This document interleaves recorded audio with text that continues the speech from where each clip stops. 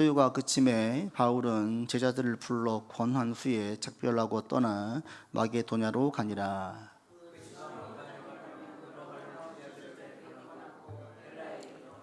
거기 석 달 동안 있다가 배 타고 수리하러 가고자 할 그때에 유대인들이 자기를 해하려고 공모함으로 마게도냐를 거쳐 돌아가기로 작정하니,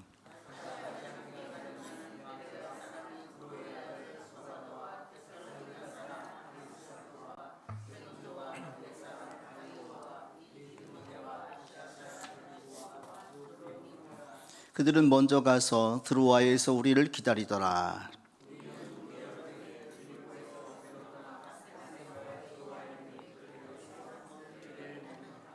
그 주간의 첫날에 우리가 떡을 떼려 하여 모였더니 바울이 이튿날 떠나고자 하여 그들에게 강론할세 말을 밤중까지 계속하며,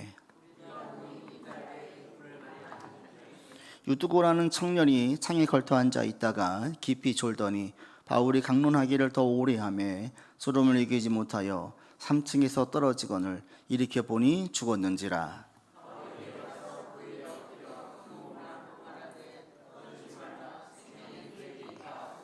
올라가 떡을 떼어 먹고 오랫동안 곧 날이 새기까지 이야기하고 떠나니라.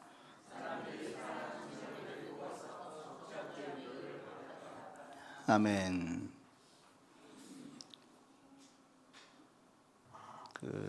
우리가 자라다 보면 이제 부모님에 대한, 가정에 다르기도 한데 부모님에 대한 이해와 또 해석이 바뀌어지는 경우가 있죠. 그리고 자녀들마다 아버지와 어머님에 대해서 해석하는 게 다르죠. 예전 같은 경우에 자녀를 많이 낳을 때에는 대부분 보면 첫째 아들인 경우에는 사랑을 독차지하고 다른 경우에는 온갖 고생을 다 시키고, 막내 같은 경우에는 대부분 공통적으로 사랑을 많이 받았다라고 얘기를 하죠. 둘째, 셋째는 어떻게 키웠는지 모르게 별로 관심 없이 크는 경우가 예전엔 많았어요. 그래서 부모님에 대한 이야기를 할 때 달라요. 그리고 좀 큰 다음에는 해석이 또 달라지죠. 근데 예배를 지금 드리러 오는 우리들도 하나님에 대한 이해를 할 때에 다 달라요. 여러분이 가지고 있는 하나님에 대한 그 신관이 있는데 그게 자기 경험에 제한되어져서 해석을 하기 때문에 하나님 하면 이런 분으로 이해하게 되는 거예요. 그럴 때 하나님에 대한 온전한 이해, 올바른 이해는 성경 속에 있는 하나님, 성경 속에 있는 예수님, 이게 올바르고 온전하겠죠. 구약만 알고 있는 분들은 하나님을 대단히 무서운 분, 진노하시고 벌나시고 징계하시는 분으로 이해하는 경우가 있어요.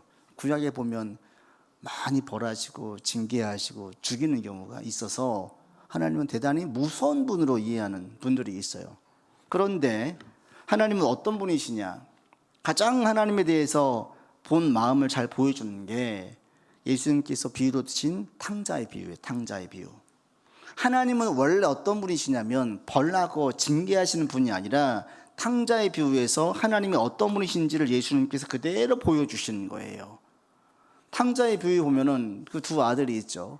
둘째 아들이 아버지 살아계시는데 유산 상속해달라 그래요.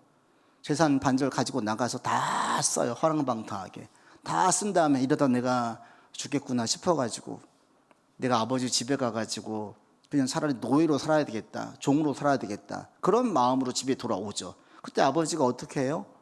버선발로 맞이하는 거예요. 버선발로. 너 그 돈 어디에 있었냐, 내가 뭐라고 했냐, 가가지고 그 꼴이 뭐냐, 한 말씀 타박하지 않으세요. 그냥 안아주시는 거예요. 보듬어 주시고 품어 주시는 거예요. 그게 하나님이라는 거예요. 하나님은 어떤 분이시냐면 보듬어 주시고 위로해 주시고 치유해 주시고 격려해 주시는 분이라는 거죠. 큰아들이 와서 따지죠. 아버지, 내가 아버지를 위해서 이렇게 고생하는데 나를 위해서는 뭐 한 마리 잡아본 적도 없는데 저 동생 재산 다 쓰고 온 동생에 대해서 막 그 뿔을 나 있죠. 그때 아버지를 어떻게 표현합니까? 너 왜 그러냐? 타박하지 않아요. 설득하는 거예요. 하나님은 어떤 분이시냐면 첫 번째로는 우리를 위로하시고 보듬어 주신 분이에요. 이게 하나님이에요. 벌하신다, 이것은 오해예요. 하나님 서운해하세요. 예수님도 마찬가지입니다. 예수님은 어떤 분이십니까? 예수님은 참 인자하고 좋은 분으로 생각하지만 예수님도 무서운 부분이 있지요. 장사하는 사람들 막 싹 엎어버리고요. 바리새인들에게는 아주 매서운 말씀을 하셨어요.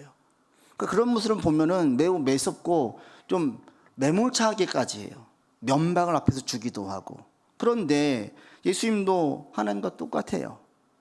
바리새인들처럼 스스로 의롭고 잘났고 내가 저들보다 낫지, 자기 의에 빠져 있고 자고해지고 말씀에 대해서 방자히 여기면서 말씀을 우습게 여기고 걸러듣고 이런 사람들은 책망하세요. 그러나 겸손하게 나는 죄인입니다, 나는 연약한 자입니다, 이런 고백으로 나오는 사람들은 주께서 너 무슨 죄 지었냐 묻지 않아요. 따지지 않아요. 그냥 품어주시는 거예요. 그래서 주님께서도 그 무리를 보실 때에는 목자 없는 양 같은 유리 방황하는 그들을 볼 때에 안타까워하셨어요. 치유하시고 심지어 먹을 것도 주시는 오병이어 기적도 행하셨어요. 그게 뭐냐면 안타까운 거예요. 안쓰러운 거예요. 그래서 그들을 위로해 주시고 붙들어 주시고 보듬어 주신 분이 예수님이셨어요. 그러니까 성부 하나님이나 성자 예수님이나 똑같아요. 성령 하나님도 똑같습니다. 성령이 보혜사, 원래 뜻이 헬라어가 이 파라클레토스인데 이 단어가 파라칼레오에서 나온 단어예요. 무슨 뜻이냐? 위로하고 격려한다는 거예요. 곁에 서서 힘을 북돋아 준다는 뜻이에요. 이게 성령 하나님 보혜사의 뜻이에요. 그러니까 누군가 와가지고 아이고 힘들어, 힘들지, 애써, 잘 되기를 바래 하고 그냥 가는 것이 아니라 계속 옆에 있어주는 거예요. 밤새 있어주고 힘들 때 힘주고 격려해주고, 그리고 수시로 전화해서 밥은 먹었냐, 잠은 잘 자냐, 내가 뭘 도와줘야 되냐 수시로 묻는 그런 분이 누구냐? 성령님이라는 거예요. 그러니까 성부, 성자, 성령 전부 다 똑같은 속성이 뭐냐면 연약한 자들, 곤고한 자들을 볼 때에 보듬어 주시고 위로하시고 격려하시는 분이라는 겁니다. 이게 하나님의 역사예요. 여러분, 하나님께 나올 때 혹시 하나님 나를 벌하시면 어떡하나 이런 마음으로 나온다면, 그런 마음으로 있다면 하나님은 절대 벌하지 않아요. 누굴 벌하냐면 내가 의롭지, 이 정도면 됐지 뭐, 그러면서 방장하고 말씀을 걸러 듣고, 목사님이 지금 세상을 몰라서 그렇지 그러면서 말씀을 걸러 듣고 순전한 주의 말씀을 해석하지 않고 이럴 땐 책망하시지만, 하나님 저 너무 힘들어요, 저 너무나 연약해요, 주의 도움이 필요해요, 주님 도와주세요 라고 나오는 사람들에게는 절대 책망하지 않으세요. 그러니까 여러분이 주님 앞에 겸손히 나올 때는 주님의 위로, 주님의 보듬어 주심, 주께서 힘주심을 경험할 수 있기를 바랍니다. 이 예배가 바로 그런 자리예요. 여기서 그런 위로와 회복이 있어야 돼요. 그리고 그게 하나님의 역사예요. 우리가 보통 성령의 역사 그러면 막 은사라든지 어떤 신비로운 기적이라든지 이런 것만 역사로 생각하기 쉬운데, 성령의 역사가 나타날 때 가장 보편적으로 첫 번째 나타나는 게 뭐냐면 위로예요. 위로. 상한 마음이 치료되어져요. 무너진 심정이 힘을 얻어요. 이게 하나님의 역사의 시작이에요. 성령께서 가장 첫 번째 역사하시는 게 바로 이 부분이에요. 그러니까 여러분 교회에 올 때 내가 어떤 잘못이 있나 이런 거가 아니라, 하나님 그렇게 나오시면 돼요. 하나님 저 연약합니다, 제게 힘 주십시오, 제 상한 마음을 위로해 주십시오, 다시 이 시간 힘을 낼 수 있도록 아버지 공급해 주십시오, 이렇게 나가시는 거예요. 가만히 돌이켜보면 저도 이 설교를 하면서 좀 바뀌어진 게 뭐냐면, 예전에는요 좀 선지자적인 설교를 하고 싶어 했어요. 뭔가 성도들이 알지 못했던 새로운 것들을 막 알려주면서 이들이 깨어나기를.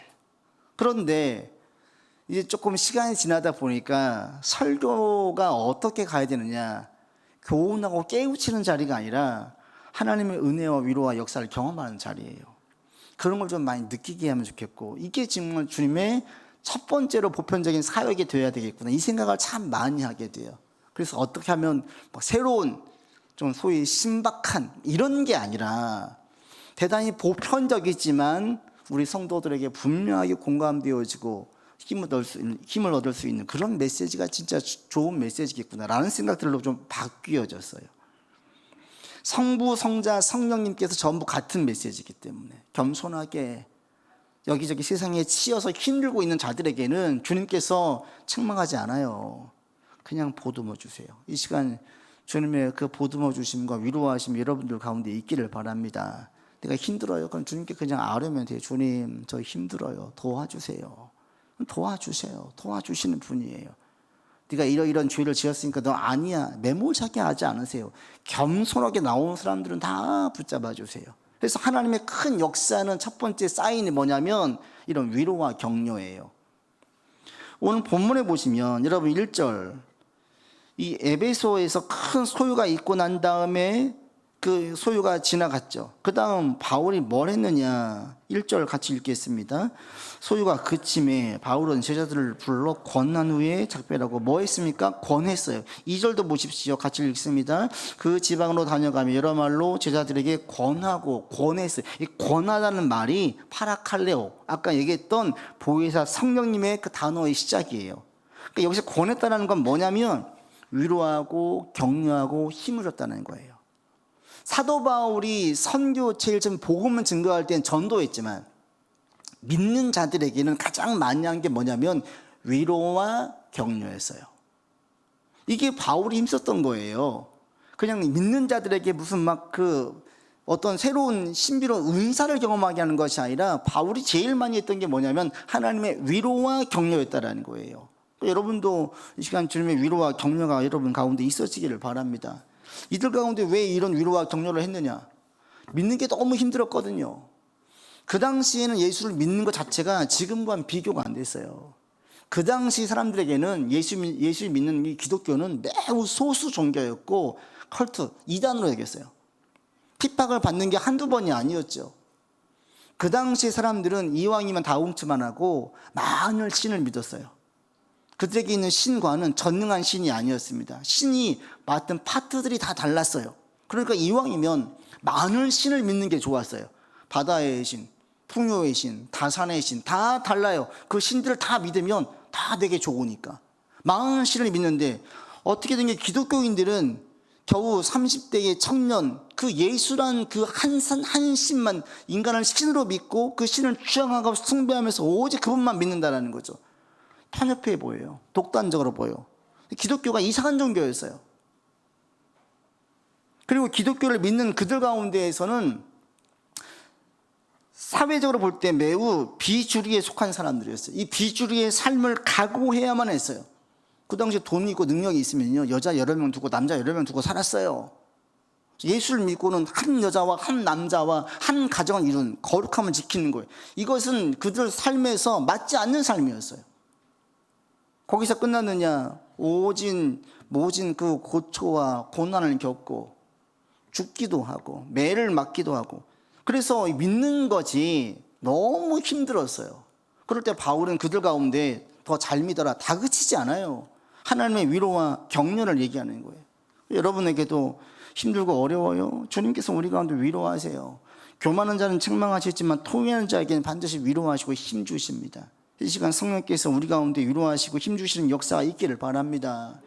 바울이 제일 많이 했던 게 바로 이 부분이었어요.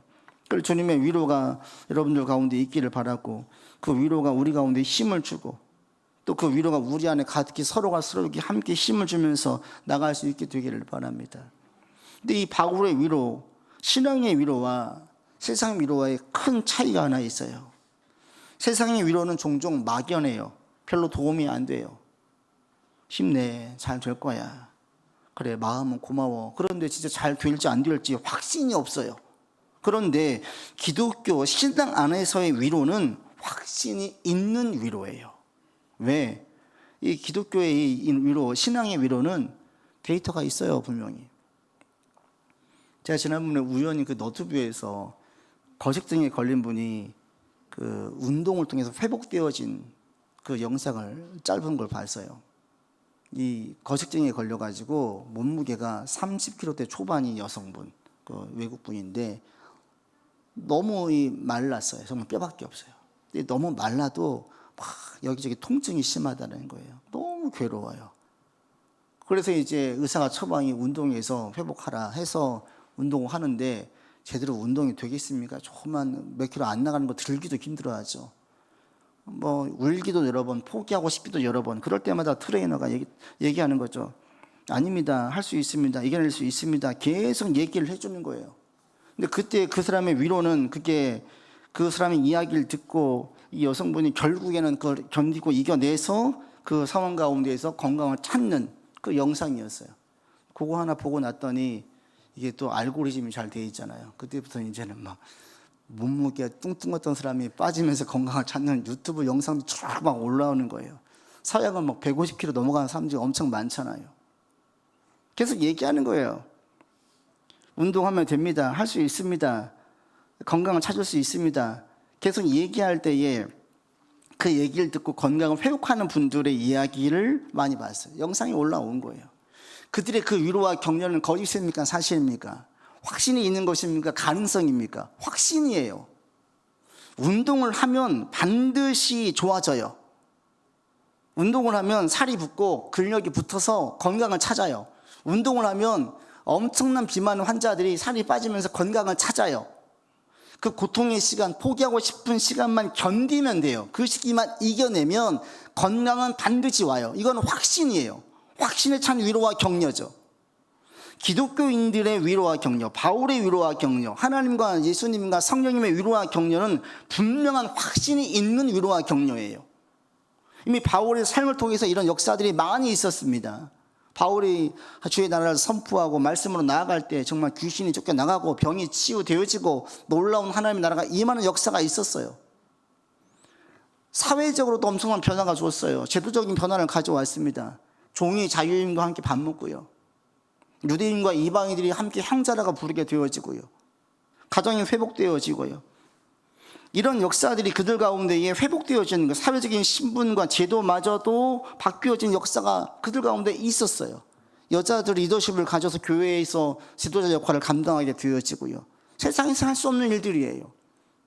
주의 복음을 믿고 예수님을 나의 구주로 나의 왕으로 고백을 하고 나아가고 복음을 분명히 믿고 따르면 반드시 하나님의 나라가 임한다. 사람마다 다 다양하게 있겠지만 하나님의 나라는 반드시 임한다. 운동을 하면 반드시 건강이 회복되어지는 것처럼 주의 복음을 믿고 따르기만 하면 반드시 하나님의 나라가 임한다. 이건 확신은, 이것은 가능성이 아니에요. 100% 확신이에요. 그래서 우리가 믿음을 가지고 나아갈 때 절대 포기하지 말고 낙심하지 말고 견디면 반드시 하나님의 나라가 임합니다. 이거는 막연한 그냥 가능성이 아니에요. 확신이에요. 여러분도 이 시간 그런 확신 가운데 나가시기를 바랍니다. 내가 지금 믿음 가운데 가고 있어요. 근데 상황이 어려워져요. 포기하지 마세요. 운동하다가 힘들고 어려웠던 그 시기 가운데 포기하지 않는 것처럼, 포기하지 않고 그 시기만 넘기면 건강을 찾는 것처럼, 믿음 가운데 복음 붙들고 예수를 나의 구주로 나의 왕으로 믿고 따르면 그 시기가 지나고 나면 반드시 하나님의 나라가 임하는 것을 보게 됩니다. 사람마다 시차는 있어요. 어떤 분은 1년, 어떤 분은 2년, 어떤 분은 10년, 또 어떤 제목은 심지어 죽을 때까지도 달라요.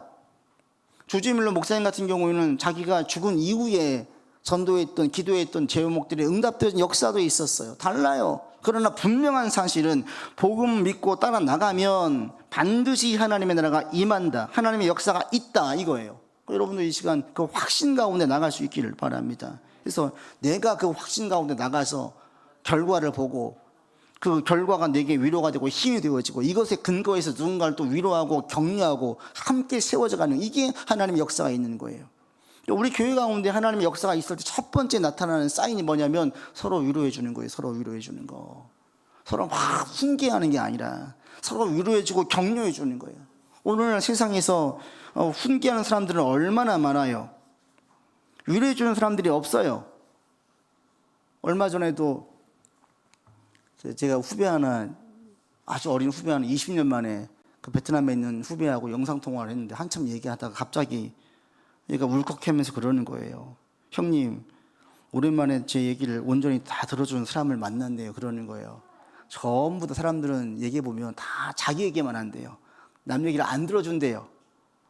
그 누구랑 통화하면 전부 자기 얘기만 해가지고 자기 얘기할 시간이 없는데 얘가 지금 하고 싶은 얘기가 많았던 거거든요. 근데 제가 얘기를 다 들어주니까 너무 좋다라는 거예요. 목사들은 듣는 게 훈련되어가지고 자연스러워요. 듣는 게. 듣고 그걸 같이 충분히 이해하고 공감하고 기도해야 되니까 듣는 게 자연스러워서 제가 들어줬어요. 저도 몰랐어요. 제가 듣고 있는지도 몰랐어요. 그냥 들어주면서 공감해주고 좀 얘기해주고. 그게 자체가 좋은 거. 가만히 생각해 보니까 오늘날은 다 자기 얘기만 하고 싶어요. 자, 보세요. 전부 시끄럽지 않아요. 막 떠들어대요. 근데 듣는 사람은 없어요.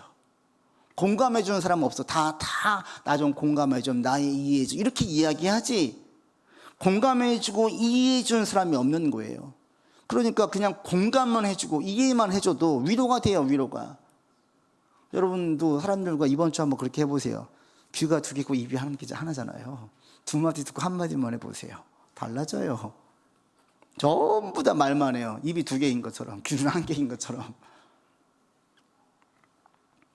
하나님의 위로와 역사가 우리가 꼭 무엇인가를 얘기야만이 아니라 그냥 마음으로 공감해줘도, 지금 시대는 특히나 더 그런 것 같습니다. 그냥 공감해주고 위로만 같이 마음 아파해주기만 해도 이게 위로가 돼요. 여러분 가운데에도 그런 역사들이 있었으면 좋겠어요. 누군가가 와서 이야기할 때 그 얘기를 충분히 공감해주고 들어주고 그걸 아파해주고, 이럴 때에 하나님의 역사가 있어요. 우리 교회 공동체 가운데서 이런 역사들이 있기를 바랍니다. 그래서 교회 안에 서로가 위로가 되고 힘을 얻고, 그리고 그 힘으로 다시 한번 그래 일주일 살아보자 이렇게 하고, 이런 역사들이 우리 가운데 있을 때 이게 성령의 역사입니다. 첫 번째 나타나는 사인이에요. 그래서 바울이 나가서 믿는 자들에게 뭐 했냐면 제일 많이 한 게 위로와 격려였다는 거예요. 위로와 격려. 잘하고 있습니다. 힘내십시오. 계속 믿음의 길을 가십시오. 반드시 결실을 보게 될 것입니다. 이게 하나님께서 행하신 일이었고, 이게 바울이 행한 거였어요. 그리고 우리 그리스도인들이 행한 일입니다. 근데 이런 일들은 믿음이 성숙한 사람들 또는 그 바울과 같은 사람들, 목사들, 장로님들, 이런 분들만 하는 일들이냐? 아니에요. 7절 이하에 보시면 유두고가 나오는데 이를 통해서 똑같은 역사가 있습니다. 여러분 12절에 가보십시오. 1절로 12절까지가 한 가지 주제로 볼 수 있어요. 하나님의 위로예요. 12절 같이 읽겠습니다. 사람들이 살아난 청년을 데리고 가서 적지 않게 위로를 받았더라. 1절과 2절에 권하다는 말이 12절의 위로와 같은 말로 보시면 돼요. 바울을 통해서도 위로를 받았어요. 유두고라고 하는 청년을 통해서도 위로를 받았어요. 이게 어떤 일이 있었습니까? 유두고라는 청년이 바울이 모여있는 예배드리는 그 자리에 참석했다가 3층에서 떨어져 가지고 죽은 거예요. 죽은 그 일이 위로가 된 거예요.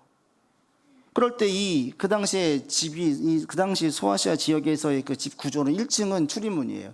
거실처럼 되어 있고 2층이 보통 집이고 3층은 이렇게 다락방이 되어져 있었어요. 3층에 모인 거예요. 3층에 모여가지고 예배 드리고 바울이 12시까지 늦은 시간까지 설교를 하니까 그 청년이 창틀에 앉아 있다가 그 당시에는 뭐 안전바 같은 게 없어요. 떨어지면 그냥 바로 그냥 땅이에요. 3층에서 떨어져가지고 죽은 거예요. 9절 보시면 죽었어요. 죽었는데 바울이 가서 그를 끌어안고 말하되 죽지 않았다. 하나님이 살려주신 거예요. 이를 통해서 위로를 받았어요. 근데 유두고가 왜 거기 걸터 앉아서 왜 졸고 있어요? 이 당시 소아시아 지역에서 이 유두고라는 이름은요, 주요로 노예나 하층들에게 쓰여진 이름이에요. 그러니까 유두고라는 그 이름을 들을 때, 이 사람은 노예 아니면 하층민. 그러니까 이런 사람들은 낮에 보통 어떤 일을 해요? 육체 노동을 해요. 아주 힘에 지나도록 육체 노동을 해요. 그러니까 힘들게 계속 하루 종일 육체 노동을 하고 온 거예요. 근데 바울이 다음날 떠나가면 언제 만날지 몰라요. 그러니까 바울의 설교, 하나님의 말씀을 들으려고 이 유두고라는 청년이 온 거예요. 근데 바울의 설교가 점점 길어져요. 12시가 넘어가는 거예요. 12시가 넘어가니까 이 육체가 피곤한 사람들은 어때요? 저녁 7시만 돼도 피곤하고 졸음이 오잖아요. 12시가 넘어 되니까 졸음을 못 이기는 거예요. 너무 졸리고, 그리고 저녁이 되니까 8절에 보시면 등불을 많이 켜놨어요. 등불을 켜놓으니까 산소는 부족하죠. 졸리죠. 그러니까 창터에 앉아 있는 거예요. 왜요? 안 졸려고. 졸리니까. 그런데도 졸음을 이기지 못하고 깊은 잠에 빠졌다가 그만 떨어져 가지고 죽은 거예요.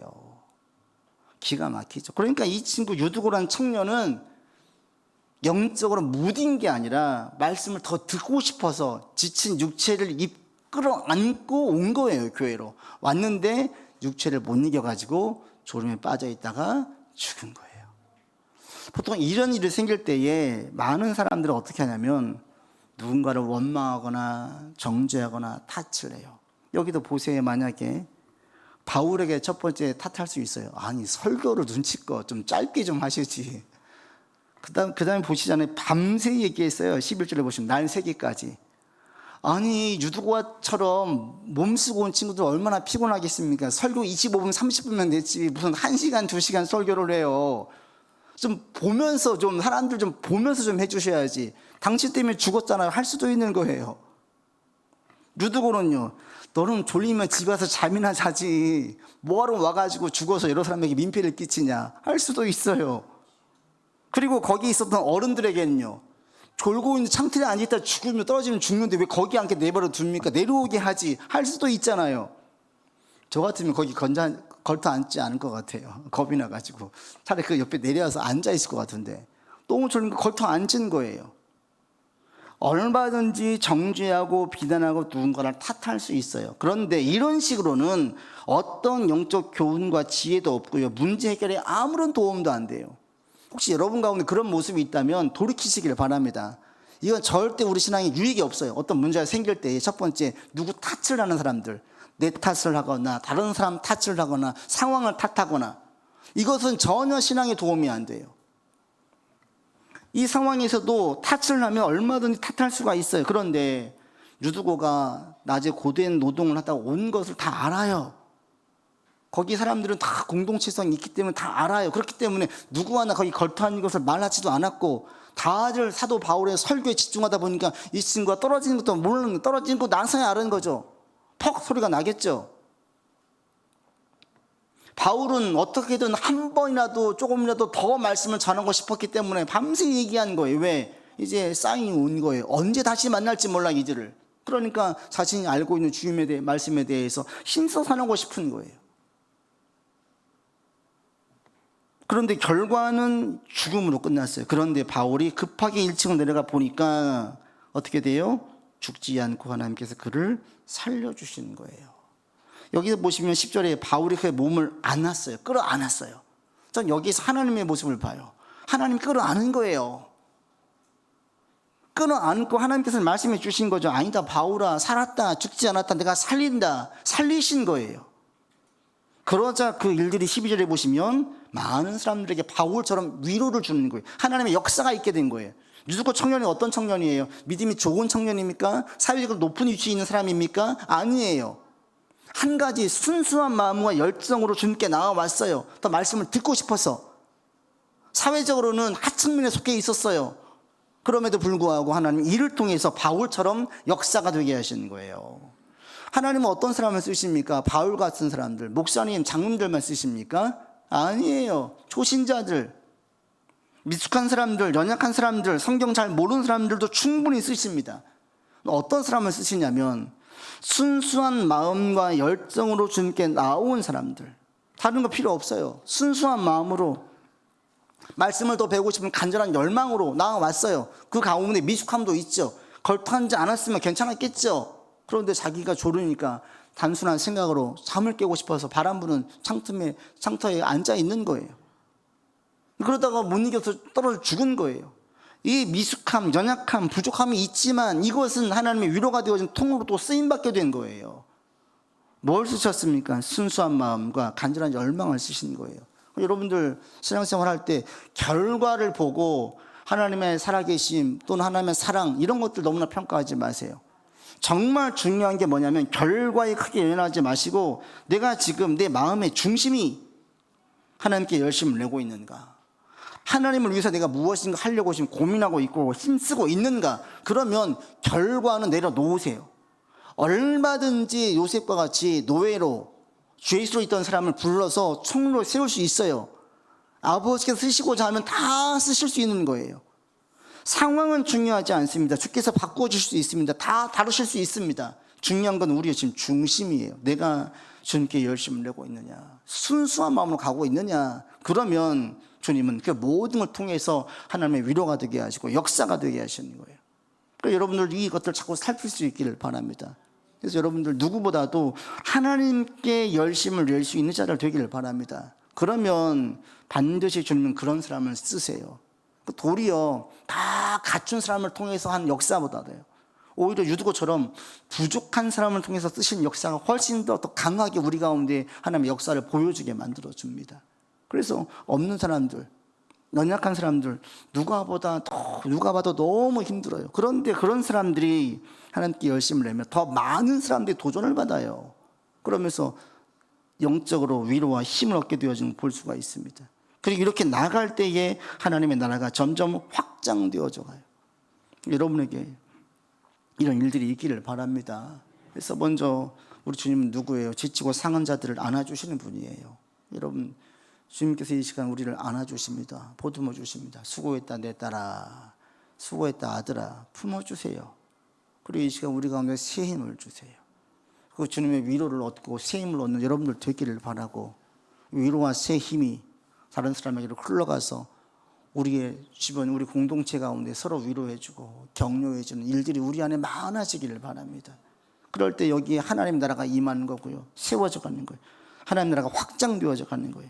이런 일들이 우리 가운데 있기를 바라고, 그 일들의 일환으로 다양한 모습들이, 결실들이 우리에게 있어서 정말 주님이 살아계십니다, 우리와 함께 하십니다를 계속 고백할 수 있고 분명하게 증언할 수 있는 우리가 되어지기를 바랍니다. 기도합시다. 아버지 하나님, 주의 복음이 임할 때에 위로와 격려가 있습니다. 하나님의 역사가 있습니다. 아버지 하나님, 모든 믿는 자들 우리들에게 하나님의 위로와 격려를 받게 하여 주시어서 새 힘을 내게 하시고 새롭게 주 앞에 서는 자 되게 하여 주시옵소서. 하나님, 우리가 받은 그 위로와 사랑을 다른 사람들을 위로하고 격려하는 데 함께 쓰기를 원합니다. 함께 세워져 가기를 원합니다. 함께 힘을 얻기를 원합니다. 아버지, 주장하여 주시어서 함께 세워져 가고 함께 힘을 얻는 우리 되게 하여 주시옵소서. 주님의 나라가 우리 가운데 임함을 보기를 원합니다. 하나님의 나라가 우리 가운데 임하여져서 우리가 마음에 상한 마음이 회복되어지고 힘을 얻고 연약한 육체가 강건해지고 소망이 없는 삶이 새로운 소망을 얻는 놀라운 역사들로 이어지기를 원합니다. 하나님, 붙잡아 주시고 아버지, 새롭게 하여 주시옵소서. 우리 구주 예수 그리스도 이름으로 기도드립니다. 아멘.